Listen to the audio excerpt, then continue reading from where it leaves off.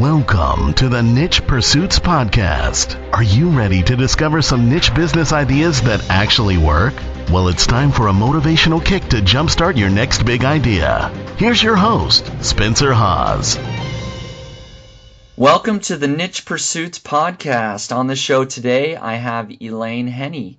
She started making mobile apps about a year ago, and since has published over 200 apps, 2 best-selling app books, and runs a popular blog at thechocolatelabapps.com. And today I want to figure out why she's been so successful. So, Elaine, welcome to the Niche Pursuits Podcast.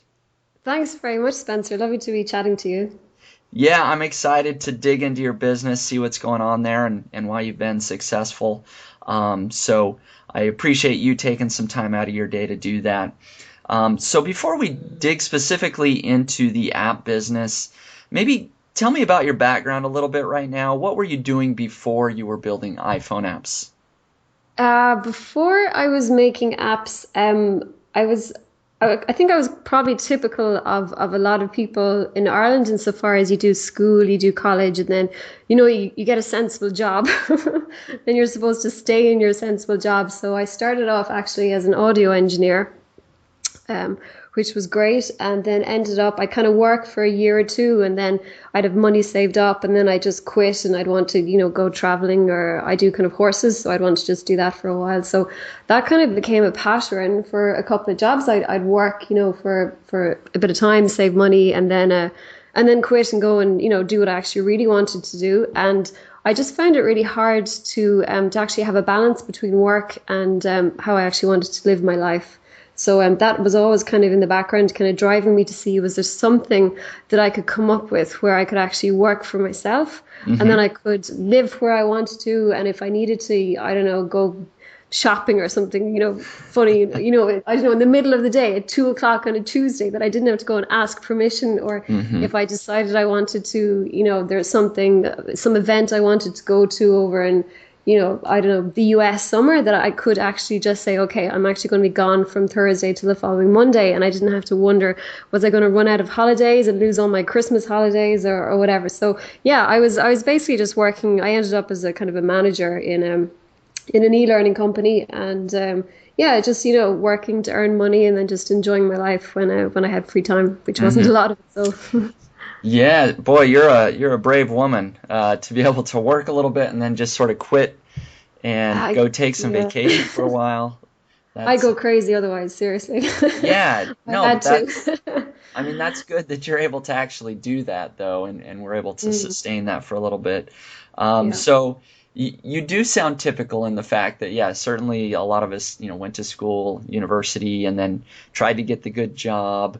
But we're never satisfied. I know that was the case with me. I worked in the corporate world for about 8 years and never satisfied there. I always wanted to be an entrepreneur, and thankfully that's worked out for me. But what really led you into the mobile app business? What got you started there?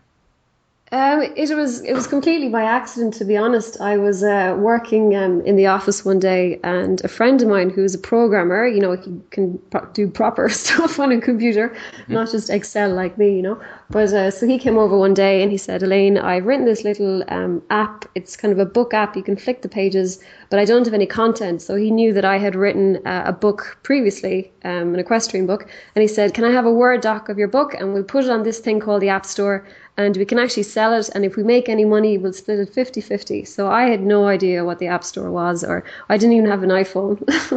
So I said, yeah, great. I emailed him over the Word doc. About 2 weeks later, I was up in the store, and we made hardly any money from it. So it wasn't a money-producing venture, but it just got me really curious about apps. And a couple of months later, I went home, and it was Christmas Eve. So I had the week off for Christmas holidays.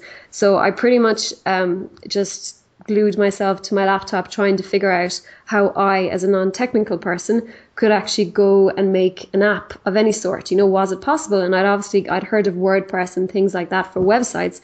So I just figured there had to be some equivalent for making mobile apps, that if you weren't a programmer, there was still some software or solution that you could actually use to get apps in the store, you know? So, yeah, that was an interesting 7 days. I did stop for Christmas dinner, so that was good. But that was pretty much it. There wasn't a lot of sleep got. There wasn't a lot of partying or anything. And New Year's Eve, I think 5 or 10 minutes to midnight, I published my first Android app.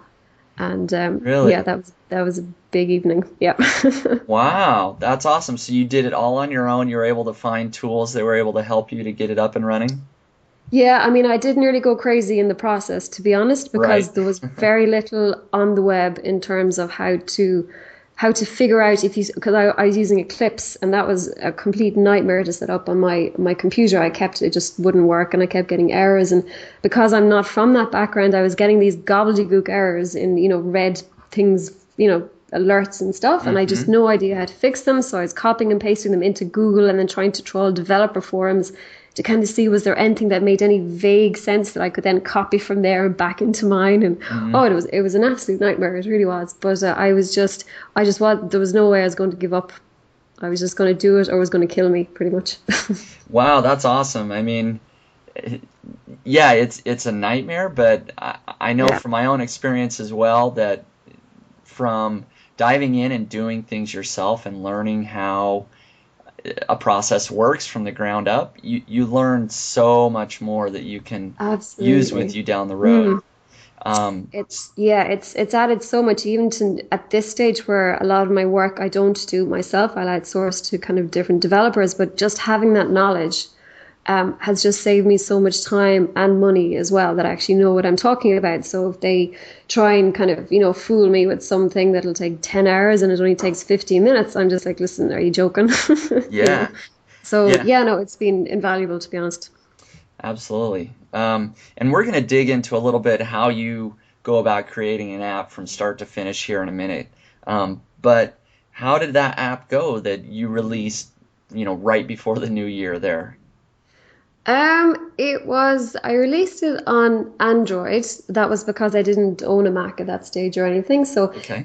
I had a lot of kind of equestrian content because I had a few little books and things written before. So it was a case of just repurposing that content. So that was the first one. But I think in total, I published I could have published maybe 10 or 15 on Android. And then I decided, I think about a month later, that I should be brave and spend €550, which was a huge amount of money for me at that stage, to go and buy a secondhand Mac. So I Mm, think over the course of about 6 months, I was just working part-time at this. I still had my proper job and, doing normal things or whatever, but I was doing these apps on the side. And over the course of about 6 months, I ended up with 30 little horse apps published on iTunes. And then over the course of that year, I think I earned something like $12,000 maybe from the sales of those. okay, that's awesome. Yeah, So that's a I know. good Crazy. start. Yeah, so I mean, I'm curious. I mean, that seems like a lot of 30 apps Yeah. related to horses. Maybe you can tell us, I mean, what is your typical app covering? Is it just sort of an informational app on a specific breed or something, or? Not really. The background I come from would be more kind of equine behavior and psychology. So you Okay. kind of it's a little bit different. A lot of people kind of can tend to approach the whole horse thing as more of kind of a status thing, or, they want to be the person who gets, first in the competitions, and it can be a little bit more of an ego thing. Mm-hmm. Some, but that's great. They enjoy it and they have fun. But I'm a lot more interested in the psychology behind actually working with the horse and how you can actually work with them and kind of understand their point of view and actually get the best out of them by truly working with them in a partnership rather than just trying to make them do stuff to win Okay. rosettes, whatever. So anyway, I had various bits of content. I had a little kids CD-ROM I'd done before, so that got repurposed into one or two apps. I had one or two little books. They got put into apps, more little things on. I did some kind of funny apps as well. To be honest, it was anything I could just dream up. There's one app, it's really stupid. I think you press buttons and you hear different horses. Okay. It's stupid, but I was just like, Hey, well, it doesn't cost me anything to make them. I'll just get some sound effects and, put them up. So, hey, it's not stupid if people buy it and download it, right? yeah, some people did. Let the customer decide. I know, it was crazy. And yeah, so what kind of happened at the end of that work got kind of my proper job got busy and I didn't really have weekends and evenings anymore. That just kind of got swallowed up in overtime. And I kind of got to the end of all my horse content. I didn't really have any more to do. So I'd kind of come to a bit of a dead end and I wasn't quite too sure how to proceed with the apps. Mm-hmm. And obviously you published quite a few apps since then. So you figured something out. What did you go into from there? Yeah, so I went back doing my full-time job and that was just crazy. You know, there was just no sleep. It was ridiculous. You know, it was great to do it, but you know, just crazy.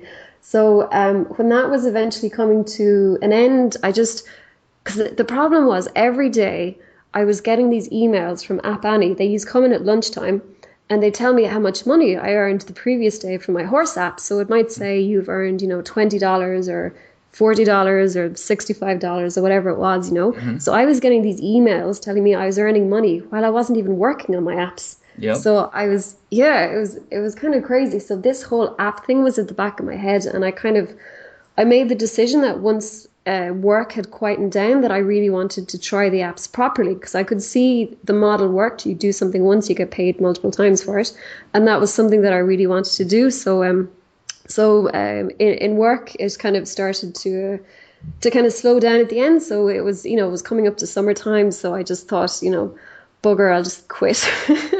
I'm going to quit and I'm going to just try these apps properly. I'll give it 3 months over the summer and I'll review it at the end of August. And if I've just lost all my money and if it's a total disaster, I'll get a job again. So, man, again, brave woman. That's you know, that takes guts to do that for sure.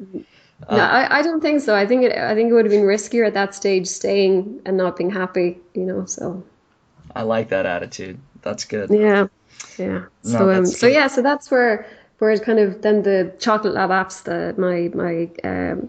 my business that I started then just over a year ago. So that was the beginning of that. And my first 3 apps that I made cost me in total $2,000. They were complete failures. I made about $10 in total on all 3 of them. So it was a good start.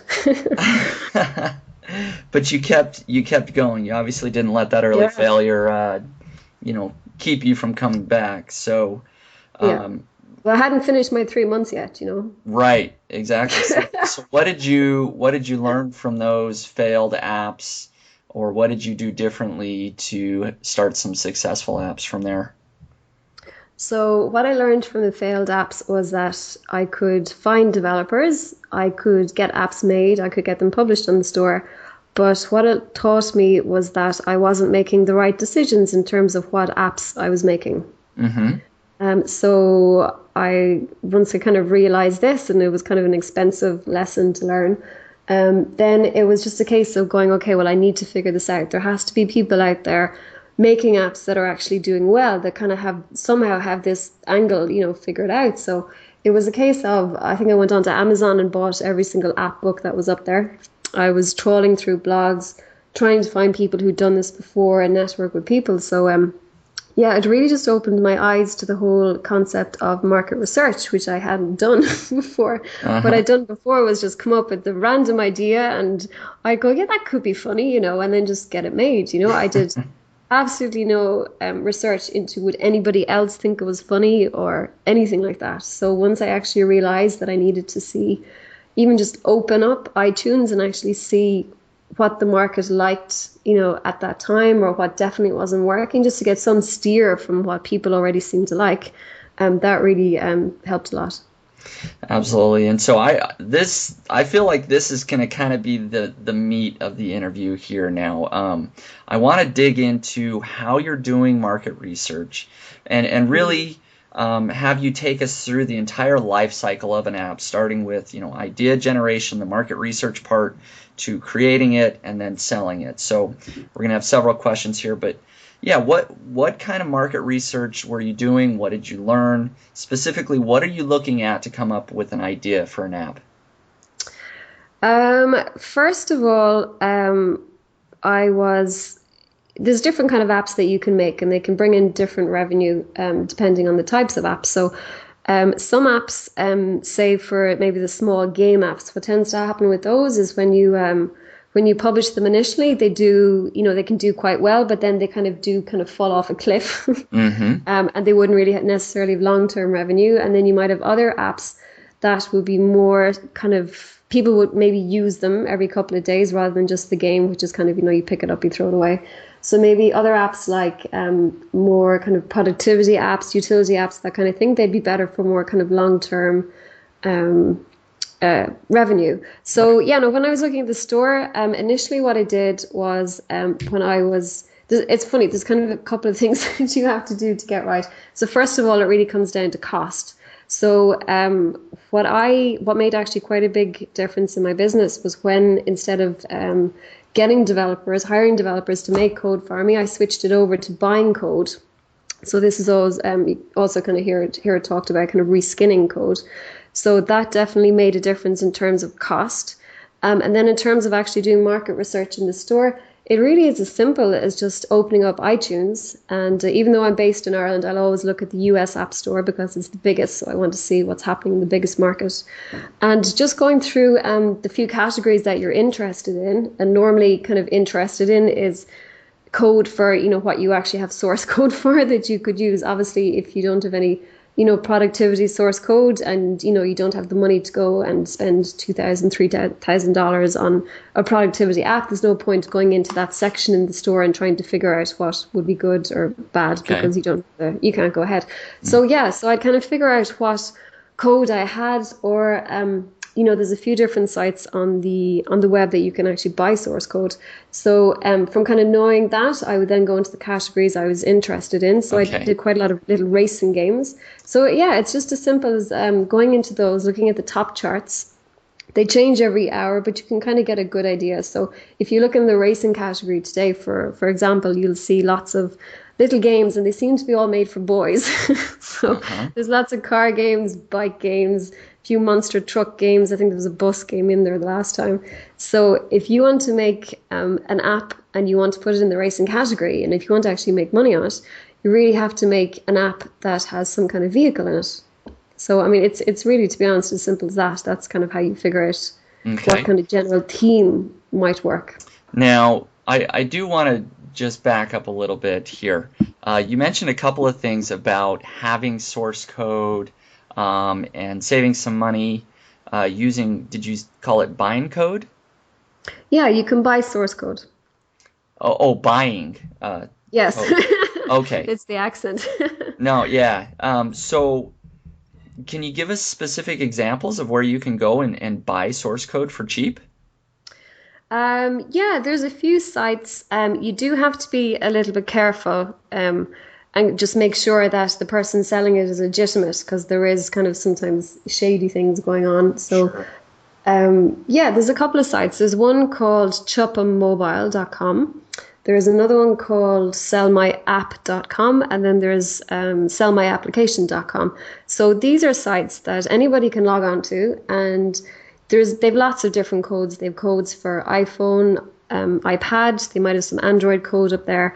And then in terms of what all these little bits of code do, they range from anything from any kind of little game to maybe, calculators, or they've quite a large range of different things, and prices can go from, it can probably go from about, $99 up to thousands, So, so you can go on these sites, and if you can match what's actually happening in the market with source code, that would actually make the type of app that would be suited to, to that particular market. So like in the example I gave before, if I went into the racing category and saw that, all these racing games are doing really well, and then if I went in to sell my app and saw that there was code for sale there for a racing game, bingo.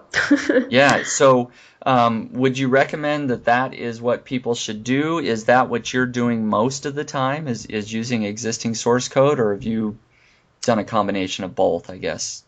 Yeah, I started a year ago when I was kind of starting off. I wasn't buying any code. I was actually getting it made from scratch. Right. So this is good in terms that you can actually say exactly how you want the app to work, and you want this button here, and you want it to do these 3 things or whatever it is. But what was happening for me was, because when you're getting a developer to make it, it takes much longer. To buy code takes 5 minutes. You just give them your PayPal or whatever. So to get these things made by developers, it was taking 3 weeks, 4 weeks, 6 weeks. So you had a big time delay, and then it was a lot more expensive to get my developer to make it. It could cost me some of them I think cost me about $2,000, and then probably to buy the code might be, if it was available, 300-400. So I did absolutely get apps made from scratch at the beginning, but what I was finding was that I was running out of money. So I was spending all this money on these apps, and I was putting them in the store. And I think, to be honest, they're all profitable now at this stage, but just the time it took to get that amount of money back was a couple of months, and so I was having this cash flow issue. Yeah, definitely. I didn't have money to make new apps because I'd spent all my money on my previous apps, and so about last September, October, I switched over to seeing if I could buy source code instead of getting it made from scratch, and so it would be a lot faster, so I could get more apps out, and also it would cost a lot less. So this absolutely did make a big difference in terms of how fast I could get apps out, and then obviously how much money I could earn and how fast I could reinvest in different apps and grow my business. That's very interesting. I've actually never known about that, knowing that there were sites where you could go and buy source code. That gets my head swimming with ideas, because you could certainly, I can see exactly what you're saying. You can go and look at the source code that's there and then compare that with what's doing well in the App Store. And if you can find some good fits, you can get that source code, and then I assume you would still probably hire a developer to do some minor tweaks and maybe a graphic designer, or add some sort of graphics to make it look nice and do what you want, and then just get it up on the App Store from there. Exactly. Okay, awesome. No, that's good. And I do want to go back a little bit to the market research here. I just wanted to clarify that point, because the market research, as I found on my side of my business, I build a lot of websites, and the keyword research, the market research, is by far the most important thing that you can be doing, because if you can find something that is either low competition, or that there's a big market for in the App Store, and you can carve out your own little niche there, that's going to give you success from day one, rather than struggling at the bottom of the pile, if you will. So you go to the App Store, you're looking at existing apps, and you're seeing what's successful. But what else are you doing? Because I go to the App Store and I see that Candy Crush and Angry Birds are doing phenomenally well. But I probably shouldn't go into those markets because I don't have a big budget. No, exactly. So what else are you looking at? Yeah, so when you're in the store, you see those big games, and as you said, there's no point even trying to compete with those guys. They just have their marketing budgets are just off the scale, and they're actually buying traffic to drive their apps up to the top of the charts as well. So, so when you're in whatever category that you're looking in, that you're interested in, do disregard just the really big hitters that just have huge marketing budgets behind them. And then in terms of things like keywords, it's kind of interesting. I tried to use Google, the keywords tool, to see if I could find kind of hot game topics or app topics in that, and then see if I could use them in my apps, and actually it didn't work. Okay. Which I was like, really? But so I was kind of, that there was the Gangnam trend that was out there a while back, and some people did really well. So so I was like, well, I'm just going to find the next trend, and I was looking for things that were kind of just going skyrocketing through Google Trends and stuff, and that may not necessarily have actually had apps about them in the store already. So I was like, well, if everybody's searching for them in Google, there must be some overlap in the store. And then because there's no apps like them in the store already, it'll be great because there'll be all this demand, but there'll be no competition. Yeah, that seems like a valid thought process. Yeah, no, it didn't work. But it wasn't. Yeah, no. It's funny. It does really seem to be that if you want to know what is actually in demand in the App Store, you need to go into the App Store and literally have a look around. And then what's interesting in terms of keywords, when you upload an app to iTunes, you do get an opportunity to put in keywords. Now, once you type in your keywords and you send them to Apple, nobody else can actually find out what your keywords are. They can't, there's no place they can log on to and look at them or anything.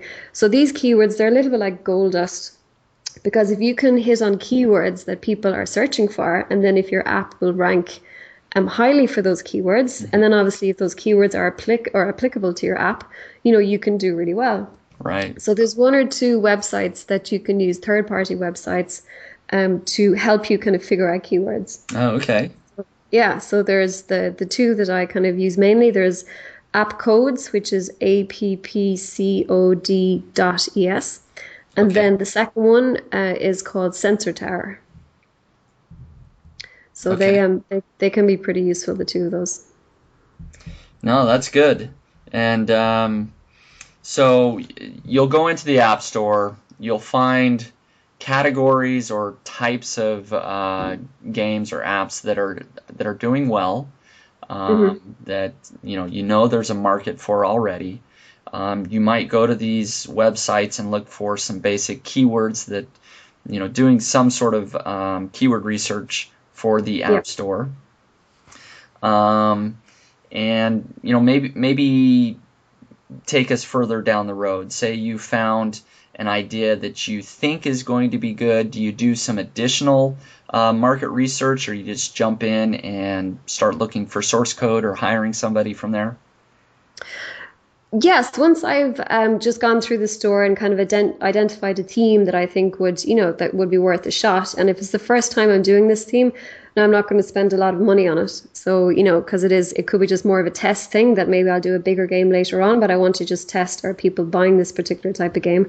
So, usually if it's the first of a certain theme that I'm doing, I'll keep the cost low. I'll get some source code from one of those sites on the web. And once I have that, then I will need a graphic artist, because one of the big things about the App Store is that your app has to look beautiful. Because even though you don't have the massive production team of Candy Crush or whatever the other the big apps are, your app could actually come up in a search result right beside them. So when somebody looks at the two icons, they're going to go, "Well, God, that's amazing," and "Oh God, that's crap." I'm not going to click on that one. So it's really important, because people, they're very visual, and if they see something that looks really cool, they do assume that it will actually be really good to play as well. So it's really important to make sure that your art is really, really nice, and it doesn't actually have to cost an arm and a leg, because if you go onto sites like Elance or Odesk, where you have lots of freelancers and lots of artists that you can hire, it's funny, you can actually find two artists for the same price, and one is absolutely terrible, just horrendous. You do a better job yourself, and one of them could be really good. So it's not always necessary to do with the price if you're looking for a good artist. It's more just knowing in your mind the quality of the art you want, and then just continuing to look on these sites until you find someone that you like. So I'd hire an artist, and it's easier after you've done a couple of apps, because you might already have a few artists in your little Rolodex. Right. And you just drop them an email and say, "I have a new game. Do you want to give me a hand or whatever?" Can you give us an idea of cost for a graphic artist? How much is a range that you typically pay? For just kind of smaller little games, I wouldn't pay too much more than about maybe $250, $300. Okay. Yep. And for a bigger sort of app, it can just go up from there, I guess. Maybe 350. Okay. Okay. Well, yeah, it depends. I mean, if you have an app with 1,001 screens in it, the sky is the limit. Or if you're making some massive 3D game, it's going to be huge, But generally a couple of hundred, and certainly if you're doing the apps that you're going to start off with at the beginning, should be kind of on the smaller scales, because you're learning so much as you go through this process, and as you launch your first app, that you don't want to just bet everything on this one idea. You want to do a couple of them so you can increase your knowledge. So yeah, I would try and definitely keep costs for my first app down to maybe $250, $300, and that's kind of where I work from.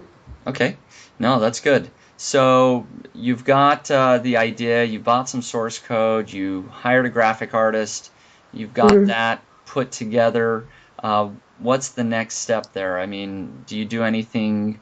Do you usually have to go out and hire an additional coder to kind of tie everything together and get it prepared for the App Store? Sometimes I do, sometimes I don't. If when I was kind of starting off, when my budget was really tight, I was doing a lot of this work myself, and it was just I just taught myself how to do it, and it did, again, it was slightly tedious to do Right. that, but it was definitely worth it. So I was able to just do things faster instead of emailing a developer today and waiting until he came online tomorrow, and then there's a question, then I'm asleep, and then he emails me back, and then I miss it, and you could waste 2 days doing that. Whereas if I wanted to do something myself, I could literally sit down in my Mac, throw in 2 ad networks, change the provisioning profiles, update the bundle ID, and have the app sent off to Apple in about an hour. Right. So, yeah. It's good to know how to do things yourself, for sure.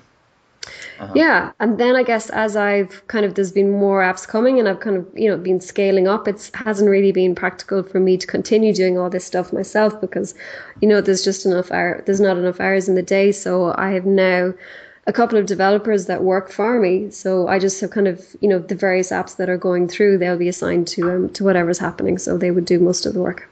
Awesome. And are these developers also freelance developers from Elance or Odesk that you just kind of have full time? Yeah, exactly. So I found them on the outsourcing site. So there's kind of a mixture. Some of them are just individuals who just logged on and registered an account there, and then they're working away. And you do also have quite a lot of companies there. So the people will be associated with managers and that kind of thing. So to be honest, I don't really mind which I get once I've got a great developer. I'm happy either way. So. Okay, so let's say you've got the completed app, you've kind of gone through those steps, you submit it to the store. What are you doing to either market the app or make sure that it's selling? What do you do after the app's done? The most important work that you do in just for the apps that I'm doing is all of the work that you do before.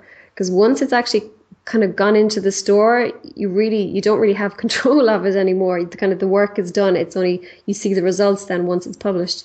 So in terms of what I do, say uploading it and when it's live, I have tried different things, like Facebook pages and ads and websites and all that kind of stuff, and Twitters or not Twitters, but starting an account on Twitter and getting people to follow you and kind of promoting it and doing PR releases and all of that kind of stuff. So all of that stuff that you can do outside the store. And to be honest, I found that absolutely none of it works. Really? Zero. Yeah, unless you've got millions to spend and you're running ads on television or something. I've just found it all to be a total waste of time. Okay, so you're just basically hoping that your app will rank naturally in the App Store, and as people download it and give it rankings, it'll continue to show up for particular searches, and you're just happy with that natural traffic from the App Store itself. Yes, so the main things that are going to actually make the app a success is, number one, the theme decision that you made, a week ago or 2 weeks ago. If you made the right one, okay, it's going to naturally do well in that category. And if you made the wrong one, so if you're doing, I don't know, some kind of a cat racing app and you have it in the racing category, you can even buy those ads on television, but I don't think they're going to make a difference because people in that category don't want to buy a cat racing app, Right. So the biggest influence is getting the theme right. And if you've got it wrong and if your app isn't getting any downloads, honestly, you need to just forget it, move on, choose a better theme and build your next app.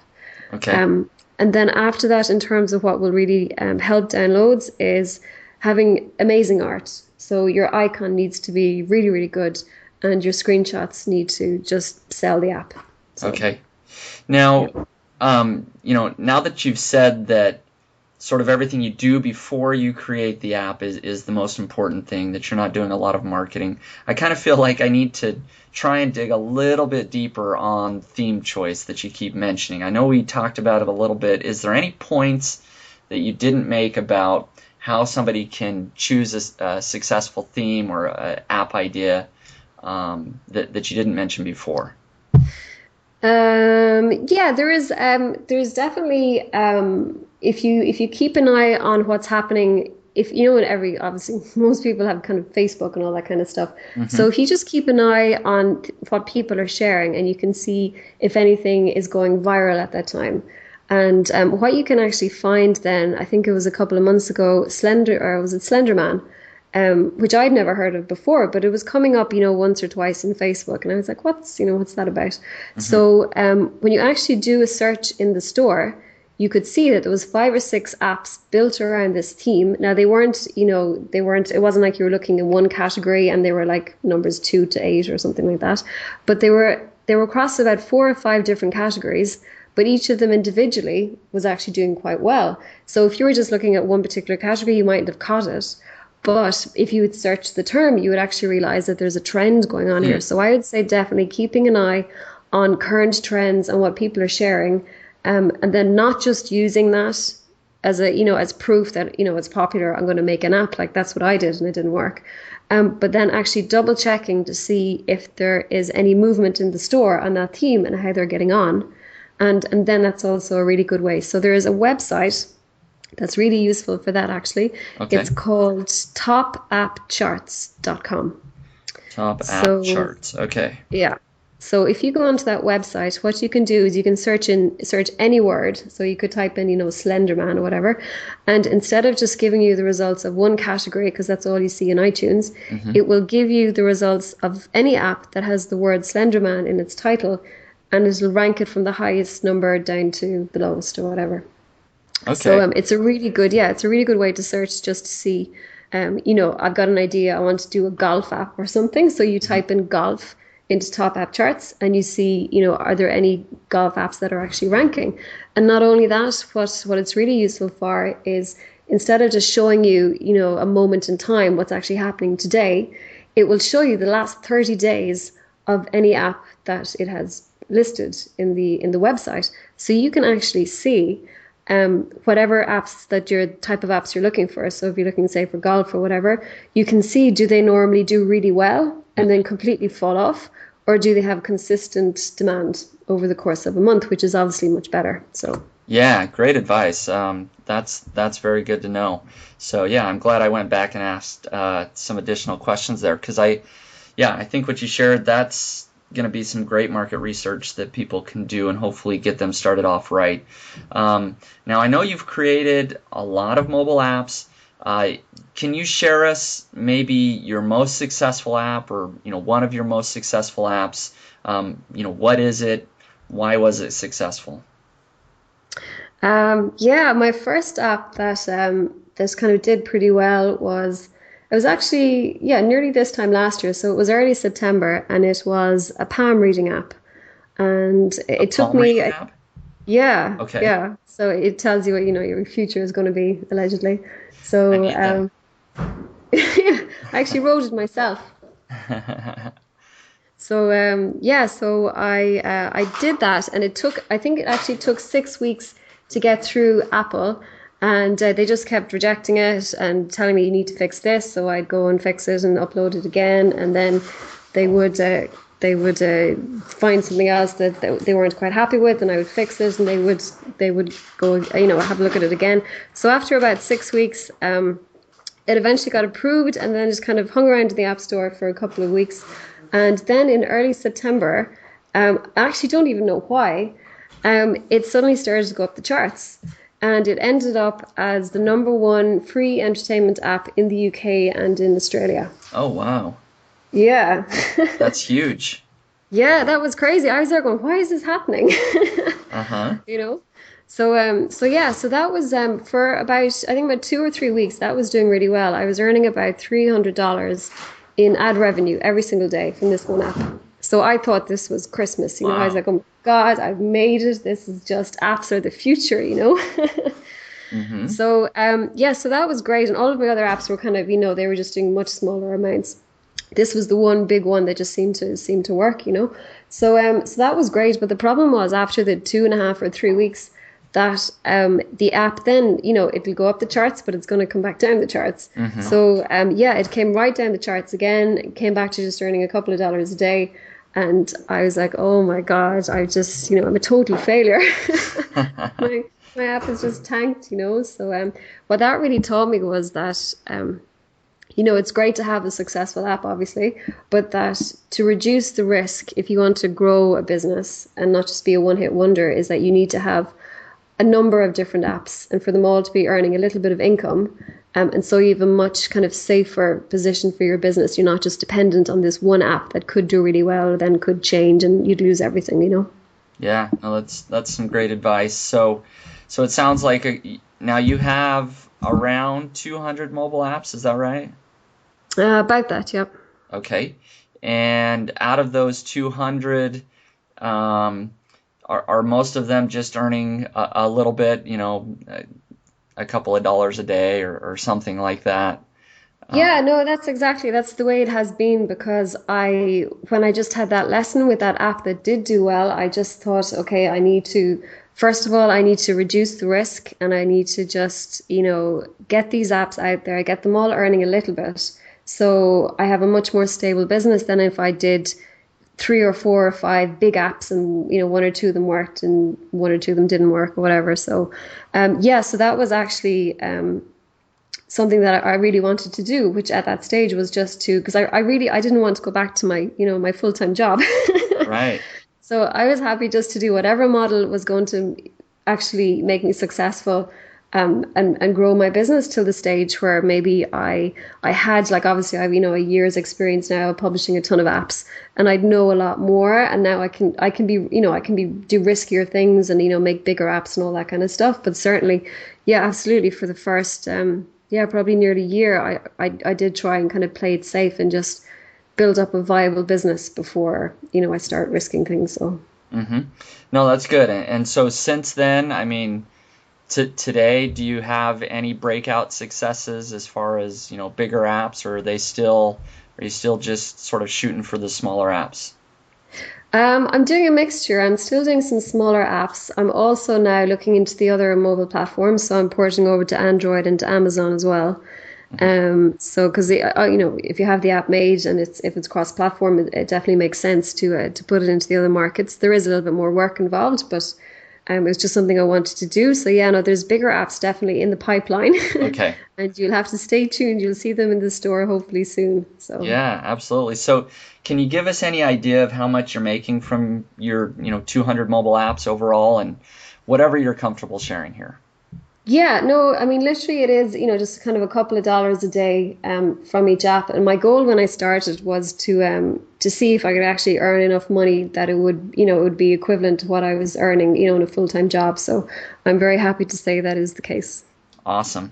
That's good. That's a nice feeling for you to know you don't have to go back to the job. So that's awesome. Sometimes I have to pinch myself, to be honest. Like I do the same thing all the time. Yeah. I quit my job a couple years ago, and when I think about my old job, I am so glad I'm not there.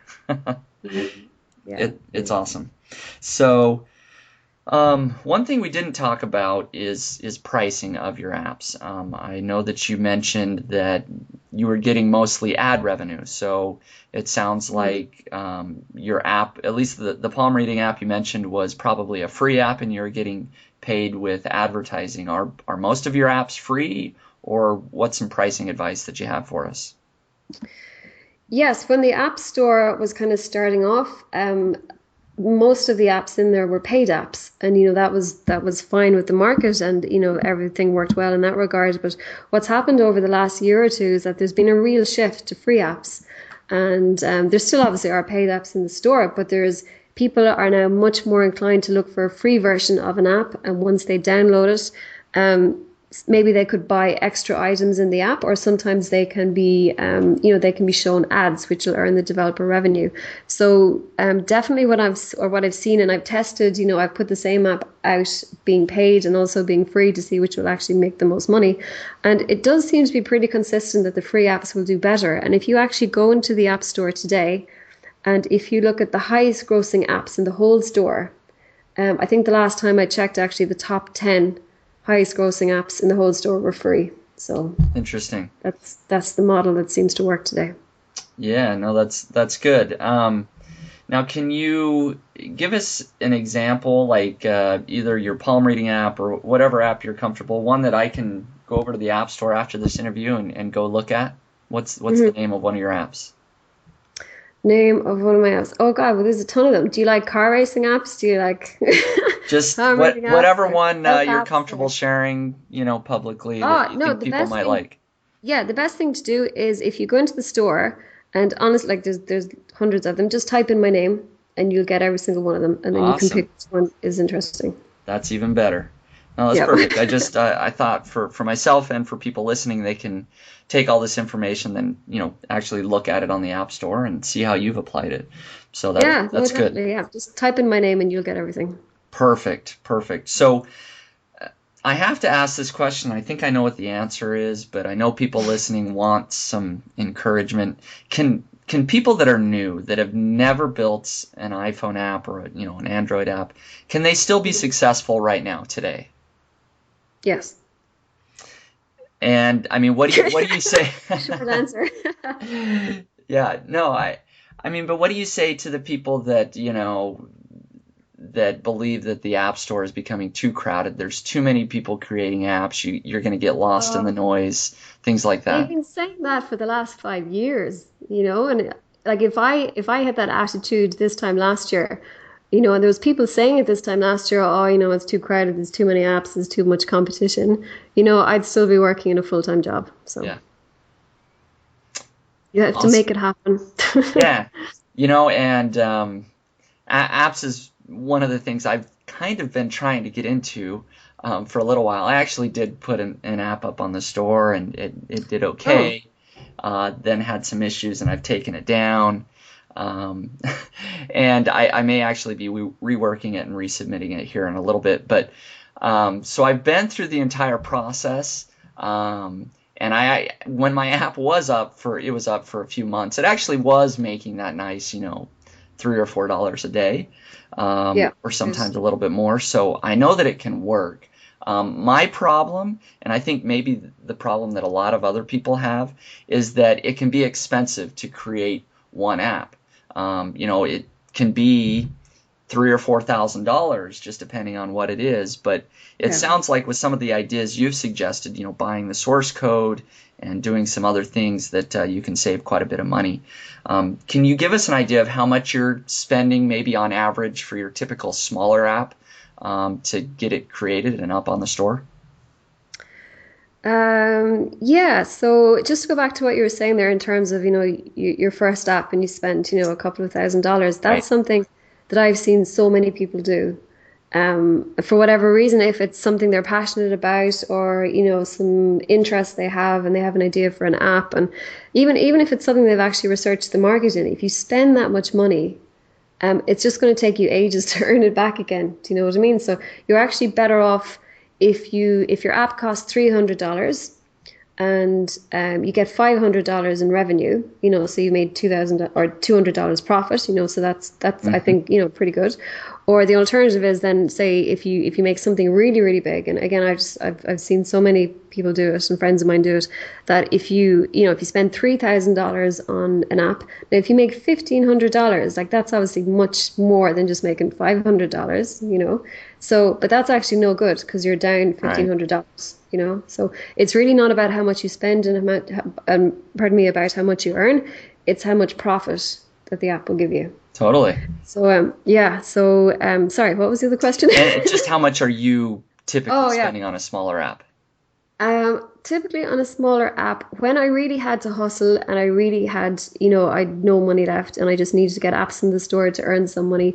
When I was doing the work myself, sometimes I would have an artist. Sometimes I really, really just did everything I could to keep the cost low. So I'd actually go on to, there's a few sites on the web that have stock images. So you can go on there and you can buy like a really cool looking background or little cars or something like that. Right. So there's some apps that after paying for, a few $100s for the code, that there was actually no more cost. So if I put 3 versions of that up and the code is $300, but if I do all the work myself, and just get graphics, get a monthly subscription, or pay for graphics, really cheap graphics from these stock image sites, I can get an app up there for $100 like. Wow. Yeah, but I had no alternative. I had to. That's just when you're at the stage where you just have to make it work. You just you figure out ways that, you do what you have to do. So that's awesome. That would be, certainly a lot easier to make money if all you're spending is $100. An app. Yeah. So definitely at the start, because it's just at the start, it's the riskiest because you don't know what you're doing because you haven't done it before. And, you don't have very much money because it's just whatever you've saved from whatever else you do in life. So you've a limited budget, you've got limited knowledge. So really, you're not in a good position, to make some super duper app that's going to make you millions. You're really just at the learning stage. So you really need to keep your costs low so if it doesn't work out, that you get a few more chances, Right. Yeah. So if I had $500 or $600 to spend on an app, you're saying that's plenty. I should be able to find lots of ideas. Yeah, definitely. Yeah. And I wouldn't spend any more on your first 3 apps. I wouldn't spend any more than that on each of them. No way. And if you have an idea for, a $10,000 app or a $5,000 app, even if you think it's just going to crush everything in the store and you're literally going to end up, on a beach somewhere in the Caribbean once it goes live, just humor me, put it to the side, do your other little apps for, do 5 of them or 10 of them or whatever, just so your knowledge and your experience, and even things like, being able to because at the start, actually, when I was doing my first apps, I thought my art was amazing. I was like, God, this is brilliant. I'm such a good graphic designer. Like, I look back on them now and I go, my God, they were horrendous, But I didn't have the experience, So, and even things like keywords, the more you have to figure out keywords, the better you actually get at spotting what might be good. The first time you do it, really, it's a Hail Mary shot. You put in whatever ones you think you're in the software for 10 minutes trying to figure it out and you don't quite know how it works and you just do your best effort. But definitely it's like anything, the more you do, the better you get at it. So at the beginning, just keep your costs low while you learn. And then once you've got a couple of apps in the store and you kind of know a bit more about what's working and you can see what's worked for you in your own apps, then you can repeat it or expand on it. Yeah, that is some great advice. I really like that a lot. I mean, if you are able to go through the entire process 2 or 3 times for relatively cheap, even if they're not successful in and of themselves, you'll just have learned a ton. And chances are, if you've done the things you've suggested, they will be making a little bit of money. You can at least recoup that, and then, maybe try a little bit bigger app from there. So great advice. I definitely think that's what people should do as well. So there's a lot of things that I could dig into even a little bit more. One follow-up question based on what you said a little bit ago is you said that you might take a look at building a small app idea based on some things that you've seen were successful. If that, a small racing game app, for example, if you saw that one that you did was successful, one particular theme was successful, do you then go and try to build multiple apps in that same theme or vein once you found some initial success? Yeah, absolutely. If you find something that works, then keep doing it. Yeah. Yeah. Okay.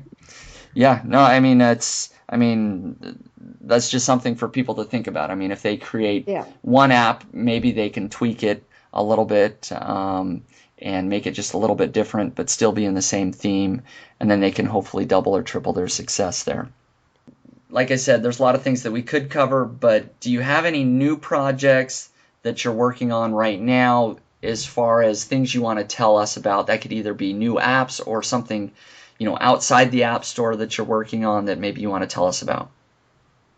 So what I'm kind of doing right now, and it's kind of a result, to be honest, of all the help that I've got through the year, because I think it's very hard to figure all this stuff out if it's just you and your laptop at home and you're staring at the screen going, oh my God, what should I do? And there's so many options. So what really helped me during the year was actually learning from people that have had success in the app market. Because obviously if someone's done it and, they're doing well and they can share some tips or advice with you, it can really help. And so that's what's happened to me. I've been really fortunate to know some people that have been really generous sharing their advice. Mm-hmm. So because of this, I really kind of feel that I'd like to share them what I know with the people, say, coming up behind me. and maybe that are kind of, just starting on the app journey, or they've got a couple of apps published. So I guess from that, I have, I've kind of been growing my blog and kind of trying to share what I know, what my information with other people. So yeah, just recently we started off a weekly newsletter. So every Friday, you'll get some little app tip or app advice that you can actually use that very day to grow your app business. So that's something that's pretty exciting. Okay, and so people can join that weekly newsletter over at the chocolatelabapps.com, correct? Yes, that's it, yeah. Okay, and is there any other way that people can follow along with what you're doing? How can they contact you or stay in touch with you? Yeah, sure. So the best way is just through the website, and then other than that, I'm on Twitter, Choc Lab Apps on Twitter, and and Facebook as well. Okay. I think, to be honest, if you just go to the website, you'll see all the links to all the social media places. So. Okay, website is probably the easiest place. Yeah. Very good. So Elaine, I appreciate your time so much. Actually, I took a ton of notes while we were talking here, and I'm excited to go out and try a couple of other apps myself, get my feet wet, maybe have a little bit more success this time around.